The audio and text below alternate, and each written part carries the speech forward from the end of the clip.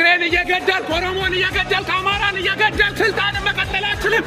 አብይ አህመድ must go ገና stop አማራ ጄኖሳይድ stop አማራ ጄኖሳይድ stop አማራ ጄኖሳይድ ፍሪ ክርስቲያን ታደለ አልጠየቅንም ገና አልጠየቅንም ፍሪ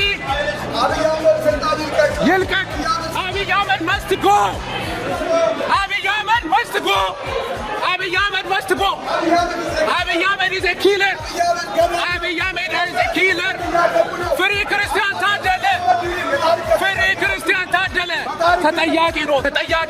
ተጠያቂ ናችሁ እያንዳንዳችሁ ህፃናት በድሮን እየተገደሉ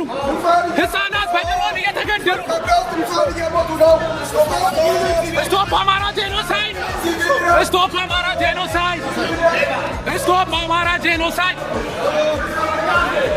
Stop Amara genocide Stop Amara genocide Stop Amara genocide Yes Stop Amara genocide Yeah I have a right to speak It's Sweden Yeah It's Sweden It's not Ethiopia Yeah I have the right Yeah sir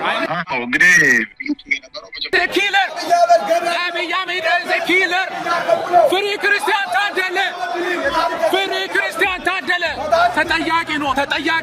ተጠያቂ ናችሁ እያንዳንዳችሁ ህፃናት በድሮን እየተገደሉ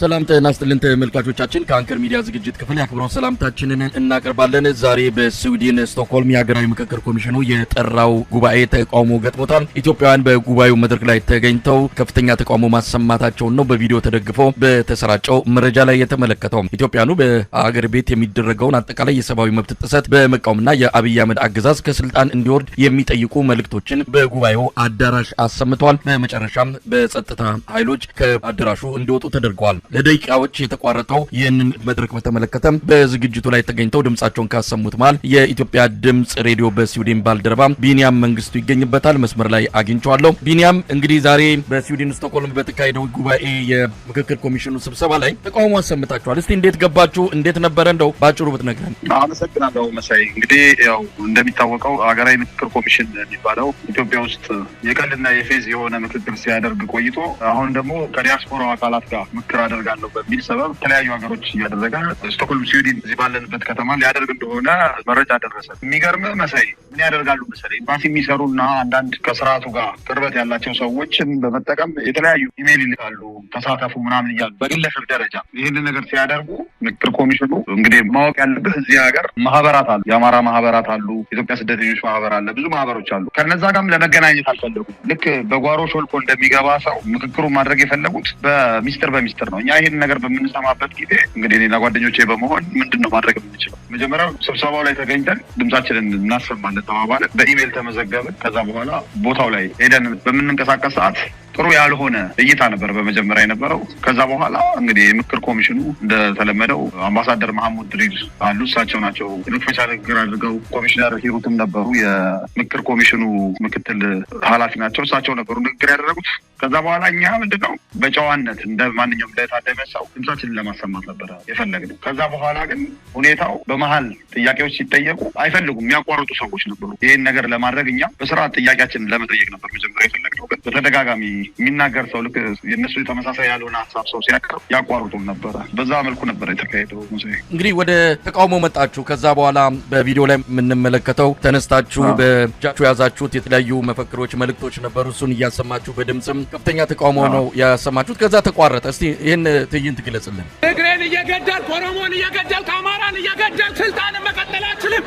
አብይ አህመድ must go ገና stop Amara genocide Stop Amara genocide Stop Amara genocide Free Christian Tadele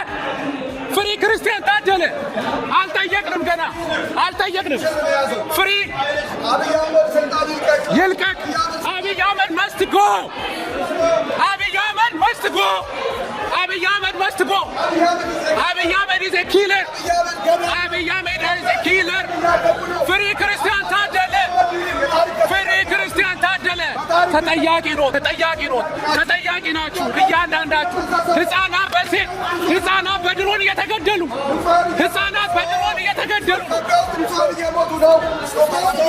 ስቶፕ አማራ ጄኖሳይድ ስቶፕ አማራ ጄኖሳይድ ስቶፕ አማራ ጄኖሳይድ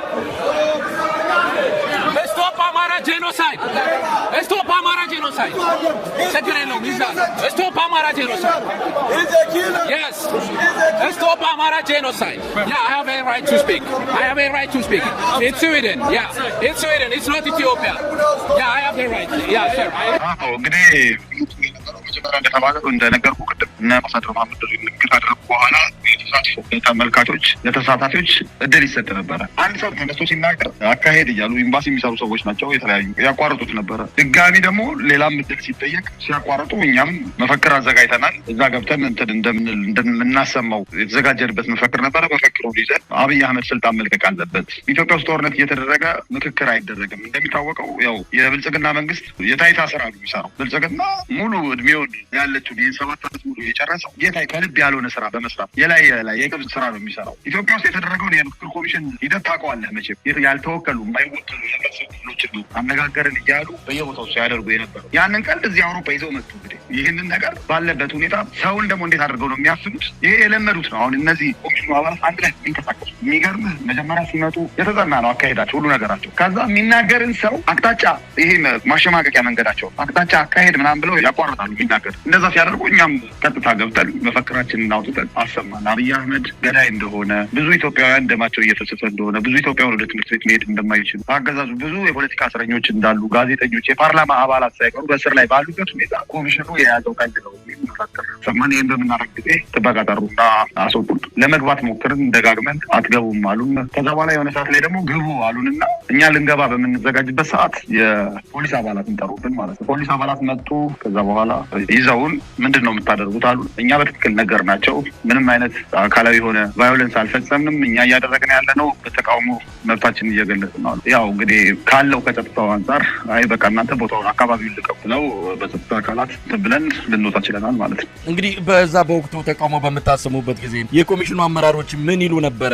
ለውይይት ነው የጋበዙት። እንደውም ብዙ ጊዜ የሚሉት የብልጽግና ደጋፊዎችን ከምንሰበስብ ሌላውን የህብረተሰብ ክፍል ከሌላው ጋር ብንገናኝ ይሻላል ይላሉ። ጠርቷችሁ ካመጣችሁ በኋላ ሀሳባችሁን እንዳትሰጡ ተደረገ። በዛም ተቃውማችሁን መግለጽ ጀመራችሁ። ምን ይሉ ነበረ? እንደው እናንተ ያንን ተቃውሞ በምታሰሙበት ጊዜ መልስ የሰጡበት ሁኔታ ነበር? መጀመሪያ ላይ በቃ መደናገጥ ነው። ምናልባትም እንግዲህ እንደዚህ አይነት ነገር ገጥሟቸው ላያውቅ ይችላል። መጀመሪያ መደናገጥ ነው ያሳዩት። እጅግ በጣም እንትን አሉ። ከዛ በኋላ ተረጋጉ ምናምን ይላል። በመሀል ደግሞ የልኡክ ቡድን ሆነው ነው የሚመጡት። እንግዲህ ብዙ ናቸው አብረው የሚመጡት ራሱ በመሀል የሚናደዱ አሉ፣ የሚጋበዙ ማለት ነው። ከኛ ጋር እንደዚህ ትሉ አትችሉም ምናምን የሚሉ ግማሹ ሊገፈትር ይሞክራል። ግማሹ እኛ ደግሞ በአንድነት አዳራሽ ውስጥ የተበተነው ሁላችንም በተለያየ አቅጣጫ ሆነን ድምጻችንን እያሰማ ድምጻችንን ከፍ አድርገን መፈክራችንን ይዘን ስናሰማ በዛን ሰዓት ተረጋጉ ምናምን አሉ። ከወጣም በኋላ ግን ግቡና እንትን በሉ ሀሳባችሁን መግለጽ ትችላላችሁ። ግን ይሄ የታይታ ሙሉ ለሙሉ የውሸት ነው። ማንም በዚህ መታለልም የለበትም። ሲጀመር የምክክር ኮሚሽኑ ሂደቱ ሰው ሀሳብ ወጣ ያለ ሀሳብ ሲናገር በተለያየ መንገድ ነው ያንን ሰው እንዳይናገር የሚያደርጉት።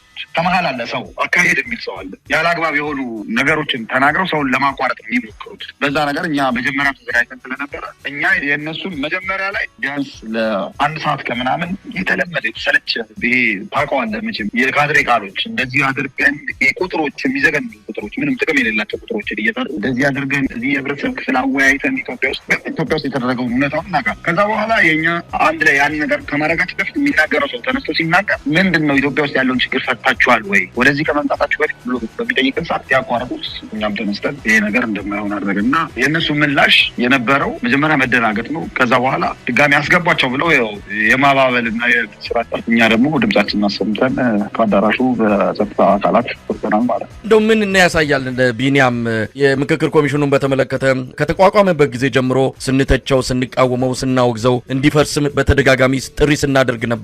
ምክንያቱም የኮሚሽኑ ካፈጣጠሩ ጀምሮ የተበላሸ ተንጋዶ የተፈጠረ ጦርነት ባለበት ሀገር ላይ ብዙ ችግሮች ባሉበት ሀገር ላይ ዘሎ ምክክር ላይ ይሄደም ድርድር ያስፈልጋል ቢያንስ ጦርነት እያለ ምክክር አይካሄድም ሲባሉ ምንም ችግር የለም መሳሪያችሁን አስቀምጣችሁ ግቡ የሚለውን የብልጽግናን አጀንዳና ተልዕኮ ይዘው የሚያስፈጽሙ እንደሆነ የብልጽግና አንድ ክንፍ እንደሆኑ በተደጋጋሚ ያሳዩበት በራሳቸው ያስመሰከሩበት ነው ያሉበትም ሁኔታ ይታወቃል በምን ተይዘው በደህንነት ጫና ውስጥ ሆነው እንደሚሰሩም ይታወቃል ዝርዝሩን ውስጣቸው ያለውን ነገር በደንብ የሚታወቅ ነገር ነው ነገር ግን የተገኙ ሰዎች አሉ እዛ መድረክ ላይ በአዳራሽ ውስጥ ሰዎች ይታያሉ እነማን ናቸው እውነት ለመናገር አንዳንድ ጊዜ የኤምባሲ ሰዎች ናቸው እዚህም የተገኙት ኤምባሲ ሰዎች ናቸው በጣት የሚቆጠሩ የብልጽግና ሰዎች እንደሆኑ ይታወቃል የሚመካከሩት እርስ በርስ ምክክሩ በራሱ ትርጉም የሌለው ነው ግን እነማን ናቸው እንደው የሚታወቁ ናቸው በኢትዮጵያ ፖለቲካ ውስጥም ሆነ በአጠቃላይ በነጻነት ትግሉ ያን ያህል የሚታወቅ ጉልህ የሆነ ለምሳሌ እኛ እዚህ በምንኖርበት ሀገር ውስጥ ኤምባሲ ውስጥ የሚሰሩም አሉ አንዳንድ የሚንቀሳቀሱ ሰዎች አሉ በተለያየ ነገር የመጡ ሰዎች አሉ ከዛ ሌላ ግን ማወቅ ያለብህ ሲመጡ ራሳቸው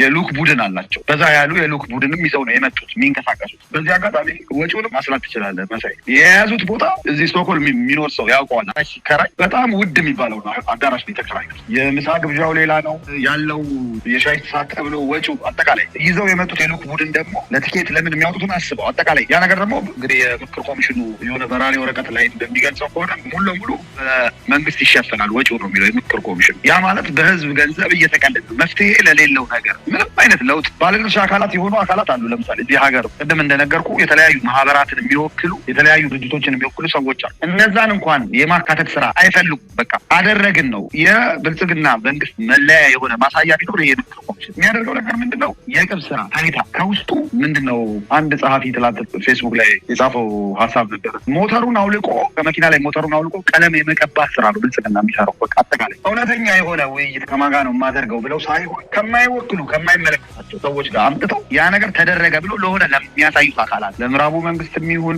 ለተለያዩ ለነሱ ለሚፈልጉ ተደረገ ለመባል እንጂ ትንሽ ነገር እንኳን ሲደረግ ያ ነገር በፍጹም መልዕክቱ እንዲተላለፍ አይፈልጉም ስለዚህ ይሄ የተለመደ ስራ ነው ያን ነገር እኛ ደግሞ ያደረግነው ምንድነው ኢትዮጵያ ውስጥ ሰዎች መናገር በማይችሉበት ሁኔታ የተለያዩ የፖለቲካ እስረኞች የምክር ቤት አባላት ጉልበት መብታቸው ለመከሰስ መብታቸው ሳይነካ እየታሰሩ ባለበት ሁኔታ ሰውን ማፈን ደረጃው እዚህ ደርሷል የብልጽግናው እዚህ ግን አይችልም ቢያንስ እንደፈለጉ መጥተው የፈለጉትን ያህል ፕሮፓጋንዳ ቢነሱ እዚህ መጥተው እኛን ሊያስታንቃቸው እዚህ ሀገር መጥተው ነጻነት ባለበት ሀገር ላይ መጥተው እንደፈለጉ ሊሆን አይችልም ስንናገርም ያው ይረብሹናል ምናምን ብለው መልዕክቱን ያስተላለፉት ግን ይኖራል ሁልጊዜም አንድ ስርዓት ሲኖር የተለያዩ ሰዎች ይኖራሉ በጥቅምም ምንም አብረው የሚሰሩ ግን ነጥቡ ምንድነው ይህ የምክር ኮሚሽን የሚሰራው ስራ መጋለጥ አለበት ልክ በዚህ መንገድ በየሄደበት በየደረሰበት ፊት እየነሳቸው እነዚህ ሰዎች አሁን ሀሳባቸው ምንድነው ኢትዮጵያን በሙሉ አመካክረን እንግዲህ 120 ሚሊዮን የሚያውቅን ከትግራይ ክልል ውጭ ሁሉንም እንትን ብለናል ነው የሚሉት አሳትፈናል አካታች ነው በኩራት ነው የሚያወሩት መዝሙር አድርገው ምን ብለው በቃ አካሄዱ ይገርማል ከላይ ሲታይ ለማያውቀው ውስጡን ግን ስታየው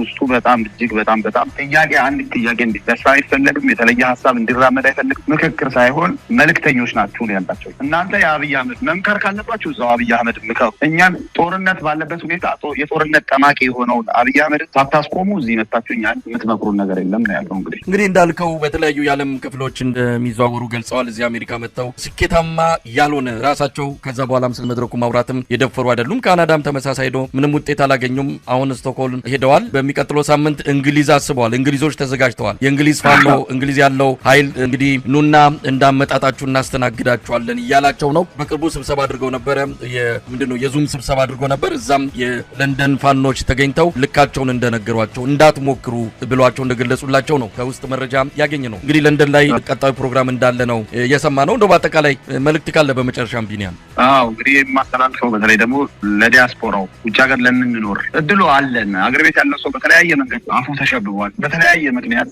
መናገር ድምፁን ማሰማት አይችልም እዚህ ባለንበት ሀገር ግን ቢያንስ እነዚህን ሰዎች ማሸማቀቅ እንችላለን እነዚህ ሰዎች እያደረጉ ያሉት ነገር ኢትዮጵያን ይዞ የሚጠፋውን መንግስት መልእክት የማስተዋወቅ ስራ ነው እየሰሩ ያሉት የተለያዩ ቦታዎች ላይ እየተዘዋወሩ ከትላንት ወደ የእነሱ ዌብሳይታቸውና እንትናቸው ላይ ማየት ይቻላል የምክር ኮሚሽኑ ላይ እየዞሩ እዚህ ካሉ ፖለቲከኞች ጋር ለመገናኘት ጥረት አድርገው ነበረ ይሄን ነገር አሁን የውጭ መንግስቶች ሲያዩ መንግስታት በሚያዩበት ጊዜ ምንድነው የሚመስለው ለሰላም ቁርጠኛ እንደሆነ የአብይ አህመድ የብልጽግናው ስርዓት ለሰላም እጅግ በጣም ግማሽ መንገድ በላይ የተጓዘ የሚለውን ስያሜ ለማግኘት ይሄ እንዳልሆነ ግን ሁሉም በያለበት በሚኖርበት ሀገር ላይ ካለችው ጊዜ ላይ የተወሰነ ጊዜ ተውጦ ገብቶ በተለያየ መንገድ ተቃውሞ ማሰማት አለበት በንግግርም እነዛን ሰዎች እንደፈለጉት አጀንዳ ሰጥተው እነሱ አካሄዳለሁ ለምሳሌ አሁን የሰዓት ቅደም ተከተሉ። መጀመሪያ ይሄን እናደርጋለን፣ ከዛ በኋላ ከህዝብ ጥያቄ እንሰማለን፣ ከዛ አጀንዳ እንሰበስባለን አሉ። የዛን ጊዜ ነው እኛም አጀንዳ ከሆነ እንልክላቸው አጀንዳ ይሄን ነው ብለን መናገር ስንጀምር ነው ማፈን የጀመረው። ስለዚህ ሁሉም በያለበት ጠንክሮ ኢትዮጵያ ውስጥ ያለው ነገር ቀልድ አይደለም። በጣም ሀገሪቱ አደገኛ ሁኔታ ላይ ያለችው በጣም እጅግ በጣም ብዙ ሰዎች ደማቸው እየፈሰሰ ነው። ቀልድ አይደለም። ጦርነት አሁን ሽርሽር የምክክር ሳይሆን ሽርሽር ሊባል የሚችል ነገር ነው እያደረጉ ያሉት። ስለዚህ መፍቀድ የለብንም። ነፃነት ባለበት ሀገር እየኖርን የወገናችን ድምፅ ካላሰማን በእውነት እኛም በታሪክ ተወቃሽ እንሆናለን። ይህን ነው እንግዲህ ላስተላልፍ የምችለው። በጣም አመሰግናለሁ። ቢኒያም መንግስቱ የኢትዮጵያ ድምፅ ሬዲዮ በስዊድን ባልደረባ ለሰጠን ማብራሪያ እጅግ አድርጌ አመሰግናለሁ።